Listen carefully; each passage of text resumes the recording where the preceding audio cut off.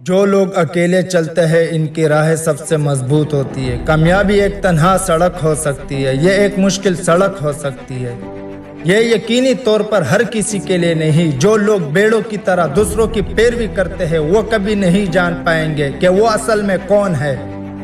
صرف وہی لوگ جو اپنے راستے پر چلتے ہیں اپنے صلاحیت کی حقیقت کو تلاش کر سکتے ہیں۔ جو لوگ اکیلے اڑتے ہیں ان کے پر مضبوط ترین ہوتے ہیں۔ اکیلے چلنے والوں کی راہ مضبوط ہوتی ہے، باقی ہمیشہ اپنی بقا کے لیے دوسروں کی ضرورت میں رہیں گے۔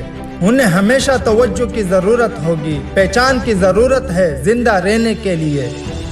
میں تنہا سکون میں ہوں، توجہ کی ضرورت نہیں، کوئی پہچان نہیں، اور پھر بھی میں ترقی کرتا ہوں۔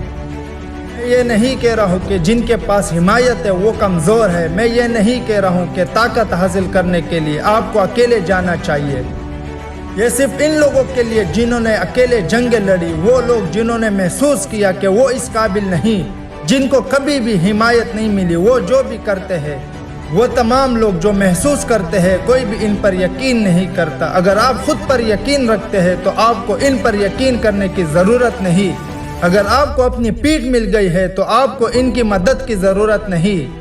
سب سے اچھی بات یہ ہے کہ جب آپ صحیح معنوں میں وہ زندگی گزارتے ہیں جو آپ جینا چاہتے ہیں، جب آپ اپنا سچ بولتے ہیں، جب آپ اس بات کو قبول کرتے ہیں کہ آپ کون ہیں، تب آپ کو حقیقت عزت اور حقیقت میں محبت ملتی ہے۔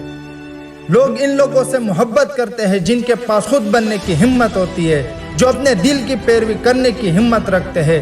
کیوں یہ نایاب ہے؟ کیونکہ زیادہ تر لوگ چاہتے ہیں کہ وہ بھی ایسے ہی کر سکے۔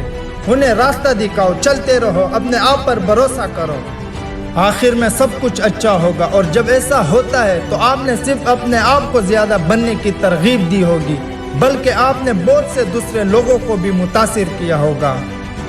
مجھے اکیلا لڑنا سیکھنا پڑا، اس وجہ سے میں اکیلا مضبوط ہوں۔